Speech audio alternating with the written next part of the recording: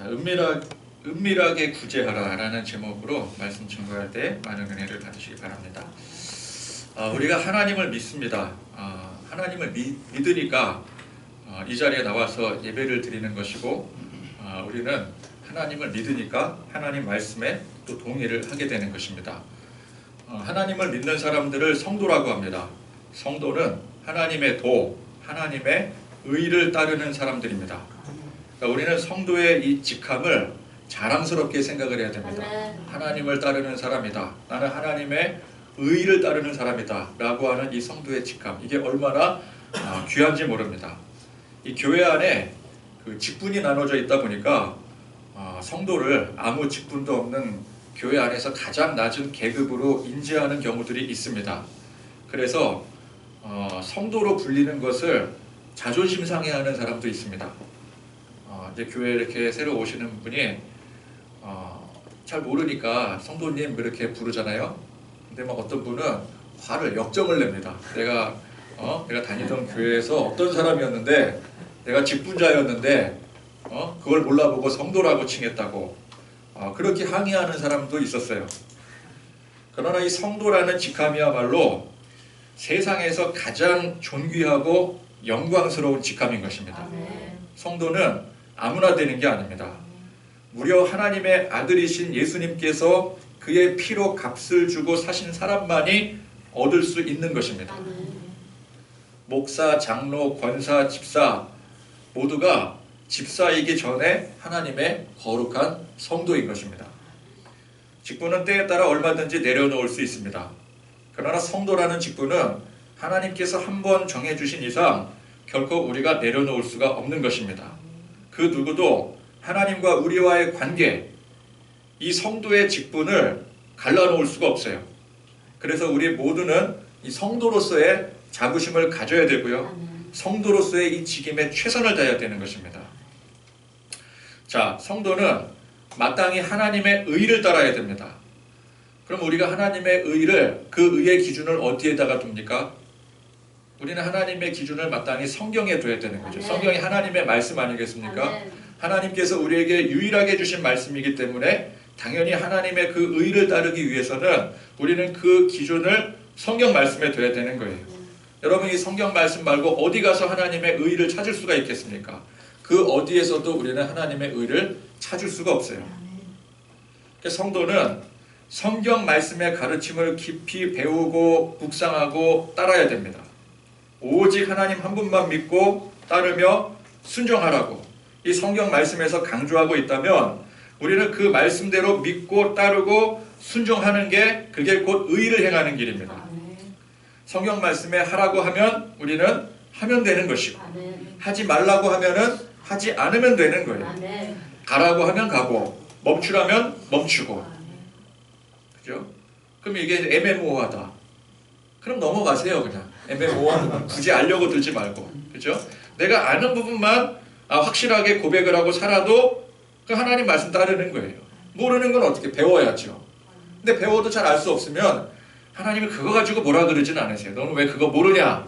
그거 가지고 뭐라 그러지 않으세요. 그러니까 우리가 아는 것만이라도, 그죠? 하나님 말씀이, 야, 이건 하나님 확실하게 가르쳐 주셨어.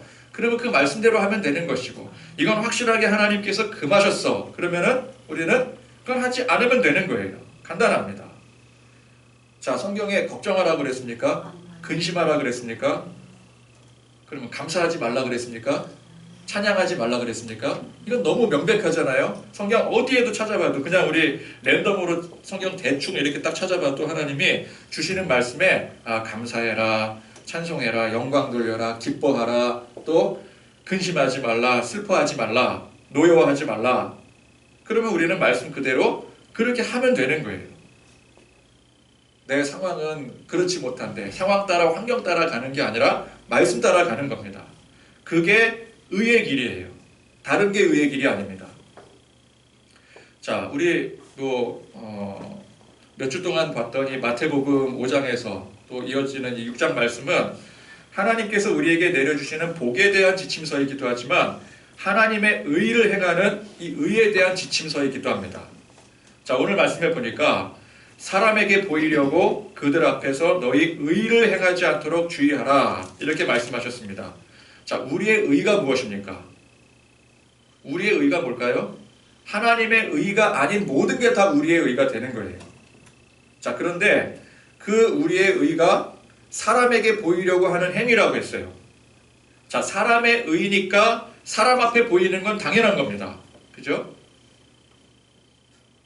맞잖아요. 사람의 의니까 사람 앞에 보여야지 누구에게 보여야 되겠어요? 그러나 하나님의 의는 사람의 의가 아니니까 사람에게 보이는 게 아니라 누구에게 보이는 거예요? 하나님께 보이는 거예요. 간단합니다. 하나님의 의는 하나님께 보이는 거고 사람의 의는 사람에게 보이는 거예요. 자, 2절에 계속해서 구제에 대해서 말씀하고 있습니다. 구제를 왜 합니까? 일단 뭐 하나님께서 명하신 것이기 때문에 오늘도 이게 주님께서 명하신 거 아니겠습니까? 명하신 거니까 하나님 명하신 게 의잖아요. 그러면 이게 구제하는 게 의구나 해서 우리가 당연히 따르고 순종해야 되는 것이고, 그죠? 그런데 구제가 또 의의 전부는 아닙니다. 그러나 하나님께서 명하셨기 때문에 분명 하나님의 의인 거예요. 그래서 구제는 하나님의 명이기 때문에 하는 것이기도 하지만 더 명확하게 말하자면은 하나님의 사랑을 실천하기 위해서 하는 것입니다. 하나님의 말씀, 하나님께서 우리에게 주신 계명을 한마디로 함축한다면 뭐예요? 사랑입니다. 사랑. 그죠? 하나님께서 왜 우리를 죄악 가운데 구원하셨습니까? 우리를 사랑하시기 때문에. 사랑 때문에 구원하신 거예요. 그래서 십계명의 반은 하나님과 우리와의 관계, 나머지 반은 우리와 사람들과의 관계. 이 관계의 핵심이 뭐라고요? 사랑입니다. 하나님 사랑, 그래서 이웃 사랑. 십계명은 딱 반을 쪼개서 반은 하나님 사랑, 반은 이웃 사랑이에요. 그 하나님의 사랑을 바탕으로. 그럼 구제를 왜 합니까? 이웃을 사랑하니까 하는 거예요. 그러니까 하나님을 사랑하듯이 내 이웃을 사랑하니까 구제를 하는 거예요. 하나님의 무한하신 그 은혜의 사랑을 받은 우리가 그 사랑이 우리 안에 흘러 넘쳐서 우리도 하나님을 사랑할 뿐만 아니라 다른 사람들까지, 타인들까지, 내 이웃까지 사랑하게 되는 거예요. 이 사랑과 은혜의 속성이 그렇습니다. 흘러 넘치는 화수분과 같아요. 사랑은 나눈다고 줄어드는 게 아닙니다. 물질은 어때요? 나누면 어떻게 돼요? 줄어듭니다. 물질은 나누면 줄어들게 돼 있어요. 그러나 사랑은 물질이 아니에요. 물질과 전혀 다릅니다. 사랑은 나눈다고 줄어드는 게 아니에요. 오히려 반대입니다. 나누지 않으면 줄어들어요. 물질과 반대예요. 줄어들고 줄어들다가 결국은 어떻게 돼요? 메말라 없어지게 됩니다. 그러나 나누게 되면 무한히 이게 샘솟아서 끊임없이 마르지 않게 돼요. 하나님의 사랑 안에 거하면 이 사랑이 저절로 되는 겁니다. 이거는 우리가 인간의 힘으로 노력해서 얻는 게 아니에요. 그래서 앞선 말씀에 뭐라 그랬어요? 우리의 원수까지 사랑하라고 하셨어요. 이 원수를 사랑하는 게 우리의 힘과 노력으로는 불가능한 일입니다. 그러나 우리 안에 하나님의 사랑이 흘러 넘칠 때 가능해지는 거예요. 자, 구제는 이웃사랑의 한 표현의 방식입니다. 즉, 사랑하는 사람이 구제를 할 수가 있어요. 이웃을 사랑하지 않으면 구제를 할 수가 없습니다. 제대로 된 구제를 할 수가 없어요. 이웃을 사랑하는데 그 이웃이 어려움을 겪고 있다면 어떻게 그냥 가만히 있을 수 있겠습니까? 내가 내 자녀를 사랑하는데 내 자녀가 어려움을 겪고 있어요. 어떻게 가만히 있을 수 있겠어요? 성경은 구약과 신약을 통틀어서 구제 행위를 매우 강조하고 있습니다. 제가 이제 구제에 대해서 설교를 하는 것이기 때문에 오늘 본문 말씀 말고도 이제 구약이랑 성경에서 이 구제에 대한 성경 구절을 발췌해서 소개를 해야 되겠다라고 보니까 너무 많아서 이거를 뭐 몇 구절로 추려서 소개를 할 수가 없을 지경이더라고요. 그 정도로 이 성경은 이 구제의 행위를 특별히 강조를 합니다. 자, 그런데 오늘 말씀해 보니까 2절 말씀에 그러므로 구제할 때 외식하는 자가 사람에게서 영광을 받으려고 회당과 거리에서 하는 것 같이 너희 앞에 나팔을 불지 말라. 자, 외식하는 자. 외식하는 자가 뭐예요? 사람들 앞에 자신의 행위를 드러내는 자. 그렇죠? 겉으로 행하는 자. 다른 말로 뭐라 그래요? 외식 다른 말 뭐라 그러죠? 가식, 그죠? 가식. 예. 나가서 식사하는 거 말고요. 예. 도니스에서 같이 밥 먹는 거 말고 가식, 자신의 행위를 일부러 드러내는 행위, 이게 외식입니다. 자, 구제를 사람들 앞에 자신의 행위를 드러내게, 즉 외식하듯이 하는 사람들이 있어요. 그 사람들이 하는 구제의 목적이 무엇입니까? 말씀에 그대로 나타나 있습니다. 누구에게 영광을 받으려고요? 사람에게 영광을 받으려고 하는 거예요. 구제 행위를 위해서 돈을 많이 쓰고 또 물질을 헌납하고 시간까지 들여서 했는데 그 목적이 사람에게 영광을 받기 위함이라면 그것은 하나님의 의가 아니라 너희의 의, 즉 사람의 의가 되는 것입니다. 앞서 말씀드렸죠. 하나님의 의는 하나님께 행하는 것이고 사람의 의는 사람에게 행하는 것이라고 그랬어요. 그럼 사람의 의는 사람이 대상이 되는 만큼 그 영광을 누구에게 받아요? 사람에게 받는 거예요. 그러나 하나님께는 못 받게 되는 겁니다. 뭐 정치적 목적이나 어떤 사회적 위상으로 행하는 구제는 그것이 아무리 대단한 일이라 할지라도 사람에게는 영광을 받겠지만 하나님께는 영광을 받지 못하는 것입니다. 여기에는 그 구제를 행하는 대상을 진심으로 사랑하는 마음이 없고요. 자신의 목적을 이루기 위한 수단이 될 뿐인 것입니다. 그런데 그 속마음까지 알 리가 없는 사람들은 그 행위, 드러난 행위 자체에 환호하며 영광을 돌리게 되죠. 그래서 그 행하는 사람이 영광을 받게 되는 거예요. 그러나 우리 하나님께서는 그 속마음까지 다 알고 계시기 때문에 그 행위를 외면하시는 거예요. 선거철만 되면은 그 출마를 위해서 갑자기 생전 안 하던 구제 활동을 하는 사람이 있다면 과연 그 사람이 정말 그 마음의 중심을 다해 그 행위를 하는 것이라고 볼 수가 있겠습니까? 예수님 당시에 율법주의자들이나 바리새인들이나 종교 지도자들이 딱 그랬습니다. 구제 행위라는 것은 성경 말씀에 너무나도 분명히 강조되고 있기 때문에 제가 구약 성경 찾아보니까 구제에 대한 내용이 너무 많아요. 그렇기 때문에 지금 소개한 이 사람들은 백성의 지도자들이자 종교 지도자들 아니겠어요? 그러니까 백성들의 지도자 위치에서 인정받으려면 당연히 이 구제 행위를 열심히 해야 되는 거예요. 너무 드러나는 행위니까. 그래서 사람들 보란 듯이 회당과 거리에서 나팔을 불어가며 하는 겁니다. 나팔을 왜 불어요? 그래야 사람들이 주목하니까. 여기 봐라, 나 지금 구제 활동하고 있다. 그거를 보여주기 위해서 나팔까지 부는 거예요. 그러면 사람들이 어떻게 해요? 일단 행위가 보여지니까, 그죠? 돈 쓰니까. 여러분 돈 쓰는 사람 다 좋아하잖아요. 그죠? 우리가 뭐 그 사람 속세 뭐 그것까지 알 필요 있어요? 일단 나에게 돈을 썼다는 게 중요한 거 아니겠어요? 누군가에게. 그러면 사람들이 인정해주고, 야, 저 정도의 구제 활동을 하는 사람이니 저 사람은 의로운 사람이다. 우리의 지도자가 될 만한 사람이다. 저도 우스갯소리로 선거철에 뭐 그냥 지나다니면서 뭐 이렇게 뭐 활동하는 사람들, 아이고 저거 다 그냥 선거철이니까 하는 거지. 그랬는데 저한테 와서 막 악수하고 그러면은 왠지 그 사람이 대단해 보여요.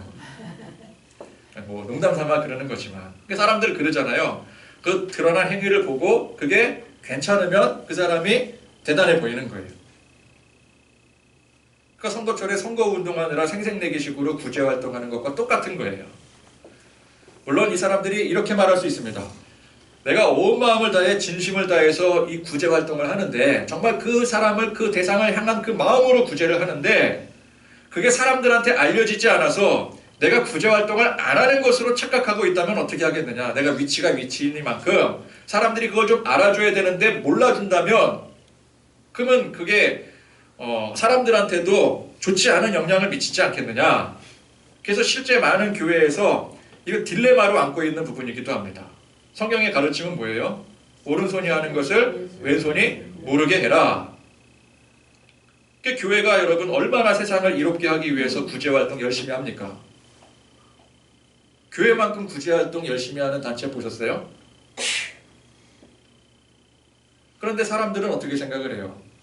교회에 대한 이미지를 그저 그냥 자기들끼리 모여서 자기들 배만 불리기 위해서 욕심 부리면서 헌금 갈취하는 그 정도로 교회를 생각을 해요. 그러면서 뭐라고 말해요? 야, 절 봐라, 성당 봐라, 얼마나 구제활동을 많이 하느냐. 근데 교회는 도대체 뭐 하는 거니? 뭐 하나 교회가 사람들한테 뭐 나눠주는 거 있어? 기껏해야 전도지 아무짝에도 쓸모없는 거 그런 거 나눠주면서 예수 믿으라고 하기나 하고 정말 필요한 걸 교회가 준 적 있냐? 그렇게 얘기를 하는데 사실은 어때요? 교회가 더 많이 하면 했지 결코 더 하지 않아요. 그죠? 교회가 사회활동을 위해서 하는 일들이 교계에서 얼마나 많이 있습니까? 각 교회에서도 그렇고. 그래서 뭐라고 사람들이 얘기를 해요? 교회 안에서 요즘에는 이제 교회도 이 구제 활동하는 것을 좀 널리 알려야 될 필요가 있다. 절이나 성당은 그걸 대외적으로 알리는데 교회는 자꾸 그걸 알리지 않으니까 사람들이 모르니까 저런 소리를 하는 거다. 이건 교회가 괜히 욕먹을 필요가 없는 일이다. 자랑하기 위해서가 아니라 괜한 의욕을 사지 않게 하기 위해서. 하나님의 이름에 먹칠하지 않게 하기 위해서. 그래서 드러낼 필요가 있다. 그렇게 얘기를 하기도 해요. 그러나 이거는 핑계입니다. 여러분 이거 핑계예요. 진짜 의로운 사람은요. 구제 활동의 그 내역을 통해서만 그 의로움이 증명되는 게 아니에요. 여러분 아시잖아요. 우리 주변에 야, 저 사람은 정말 의로운 사람이야 라고 할 때 물론 그것이 겉으로 드러난 행동으로 행동을 많이 하기 때문에 증명된 사람도 있지만 대부분 그런 사람들은 우리가 또 알잖아요. 저게 진짜인지 가짜인지 뭐 대충 알잖아요. 그죠? 근데 정말 의로운 사람은 어떤 사람이에요? 그런 행적으로 드러나는 게 아니잖아요. 그죠? 평소의 행실, 그 사람됨에서 진실됨, 의로움이 저절로 풍겨져 나오는 거예요. 진짜 예수 제대로 믿고 하나님의 은혜와 사랑 안에 사는 사람은 삶의 모든 면에서 그런 향기가 저절로 나오게 되는 겁니다. 그리스도의 향기예요, 이게. 그러나 의의를 가장해서 혹은 자기 이속을 챙기기 위해서 사는 사람은 뭘 해도 삶의 모든 면에서 구린내가 저절로 흘러나오게 되어 있어요. 여러분 정말 의로운 사람이 구제를 한 그 티를 안 낸다고 해서 사람들이 그를 구제도 안 하는 욕심 많은 인간이라고 생각을 하겠습니까? 정말 사랑과 은혜와 의가 충만한 사람에게는 애초에 사람들이 그런 생각 자체를 안 해요. 그죠? 야, 저 사람은 정말 그 삶의 그 태도에서부터 하나님 믿는 사람답게 그 의가 저절로 흘러나와. 근데 그 사람이 뭐 얼마를 누구에게 구제했는지 그거 몰라. 알려지지 않았어요. 그런다고 해서 그 관심 갖습니까? 그 행위를 보고 저 사람이 얼마를 성금을 해서 얼마를 사람들에게 구제해서 그 유무를 보고 그 사람이 의로운가 안 의로운가를 판단하지 않잖아요. 그냥 그것과 상관없이 저 사람은 의로운 사람이야. 우리가 보는 그 기준이 있죠. 그죠? 그게 사실은 겉으로 드러난 그 모습이 아니라는 거예요. 반면에 그냥 구린내 풀풀 풍기고 다니는 사람이 사람들 앞에서 생생 내가면서 구제 활동을 할 때 그럼 그 사람을 보고 사람들이 뭐라고 생각을 하겠어요? 저 가식이다. 저 분명히 가식이다. 아유 저것도 보여주려고 자랑하려고 또 저렇게 하고 살아가고 있구만. 왜 저렇게 사는지. 그런 사람은 어떤 사람이에요? 구제 활동을 그렇게 남들에게 보이고 하더라도 평소의 삶의 태도에서부터 구린내가 풀풀 풍기는 사람이에요. 그거 우리가 알잖아요. 그러니까 교회가 구제 활동을 은밀하게 했기 때문에 사람들이 그걸 몰라서 교회를 욕하는 게 아니라고요.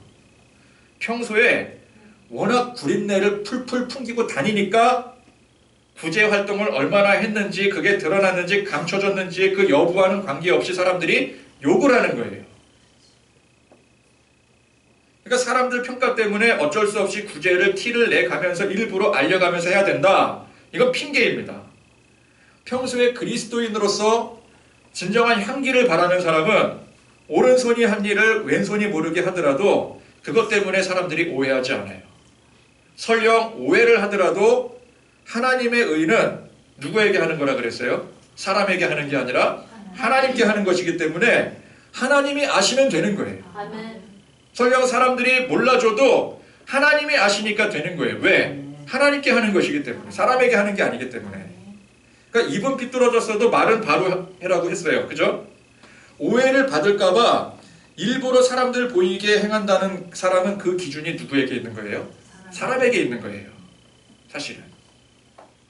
교회가 욕을 먹지 않기 위해서는 일부러 보이게 구제를 행할 게 아니라 평소에 구린내를 풍기지 말아야 되는 겁니다. 순서가 잘못된 거죠. 그죠? 평소부터 교회답게, 예수 믿는 사람답게, 그 가르침답게 최대한 살려고 노력을 해야 되는데, 향기를 발하려고 해야 되는데, 평소에는 그냥 뭐 구린내를 풀풀 풍기고 다니면서, 야, 우리가 구제를 열심히 하는데 그거를 사람들이 몰라주니까 교회를 욕하는구나 착각을 하는 거예요. 그거랑 전혀 상관이 없는데. 여러분, 교회가 구린내를 풀풀 풍기느라 세상에 핍박을 받는다면 그건 교회가 잘못하는 거예요. 그러나 교회가 하나님의 의를 행하는데 세상이 그걸 진짜 몰라줘서 핍박을 받는다면 그건 교회가 잘못한 게 아닙니다. 그런 핍박을 뭐라 그래요? 의를 위해 받는 핍박이라 그래요. 의를 위해 받는 핍박은 두려워하면 안 됩니다. 그걸 두려워해서 그 핍박을 피하고자 외식하는 모습으로 나가면 되겠습니까? 외식을 하느니 핍박을 받는 게 나아요. 사람들이 내 선한 모습을 몰라봐 줄까봐 사람들 보이도록 의를 행하고 산다면 그게 결국 외식으로 가는 거예요. 그러면 그렇게 외식을 행하느니 그냥 사람들이 몰라주는 게 훨씬 나은 거예요. 사람들이 몰라줘서 나를 오해하는 것 때문에 그래서 구제나 의를 행한다면 그건 하나님께 하는 게 아니라 결국은 누구에게 하는 거예요? 사람에게 하는 거예요. 사람에게 보이려고 하는 거예요. 사람들이 나를 몰라줘? 아니야, 사람들에게 알려야 돼. 그건 사람에게 하는 거죠. 그러니까 우리는 사람의 평가에 관심을 두면 안 됩니다. 그 관심 때문에 외식이 시작이 되는 거예요. 우린 누구의 관심에 귀를 기울여야 돼요? 하나님의 관심에 귀를 기울여야 돼요. 그러면 사람들에게 알릴 필요도 없고요. 사람들이 나를 알아줄 필요도 없는 거예요, 사실은. 중요한 건 뭐예요? 하나님이 알아주셔야 돼요. 하나님 앞에 해야 되는 거예요. 요즘 세상은 그런 외식적인 행위를 자꾸만 부추깁니다. 자기를 PR을 해야, 자기를 알려야 성공하는 시대예요. 각종 SNS라든지 커뮤니티들의 기능이 무엇입니까? 나를 알리는 데 있잖아요. 나를 알리기 위해서 그런 거 하는 거예요. 내가 오늘 무슨 일을 했는지, 그래서 내가 어떤 사람인지를 사진을 열심히 찍고 또 그냥 올리면 됩니까? 절대 안 되죠. 보정을 해야 돼요. 최대한. 그리고 잘못 나온 사진들 다 삭제해야 돼. 그 중에서 최고로 잘 나온 사진을 말도 안 되는 기법으로 보정을 해서 그 뭐 인스타그램이라든지 SNS에 올리면은 사람들이 봐주고 거기서 또 인정해주고 거기에 어떤 낙을 누리게 되는 거죠. 그러면 그렇게 올려된 그 모습이 어떤 모습이에요? 꾸며진 모습이에요. 꾸며진 모습. 저도 예외가 아니었습니다. 예전에는 2000년대 이제 2010년 이전에 그때는 이제 싸이월드라는 게 있었잖아요. 여러분 싸이월드 아십니까? 옛날에 싸이월드 있었는데 그거 이제 개인 홈페이지였었거든요.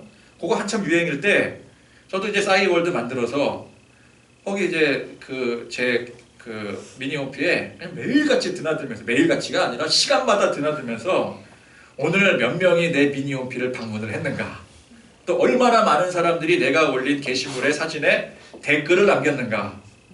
그러다 보니까 이게 자꾸만 꾸며낸 일상을 뭔가 멋을 잔뜩 들여서 올리게 돼요. 중2병이라는 말이 거기서부터 시작됐을걸요, 아마. 거기 뭐 멋들어지게 시 한 구절 탁 쓰고 그 사람들이 야, 이 사람 되게 멋있는 사람인가 보다. 그러면 댓글 막 쓰잖아요. 뭐 멋있어요. 뭐 괜찮아요. 뭐 오늘 멋져요. 뭐 그러면은 거기에 막 희열을 느끼고. 그러다 보니까 오늘 투데이 방문자가 몇 명이냐, 또 댓글에 몇 명이 올랐느냐. 또 내가 이제 댓글 받으면은 나도 그 사람한테 가서 또 댓글 남겨줘야 되잖아요. 그 품앗이라 그래요. 그죠? 그 맨날 그 일하고 있는 거야. 시간마다. 그러다가 어느 순간 환멸을 느끼게 됩니다. 싸이월드에 올려진 이 나의 모습과 실제 나의 모습에 심한 괴리를 느끼게 돼요. 여기에 나온 모습은 완전 연예인이야.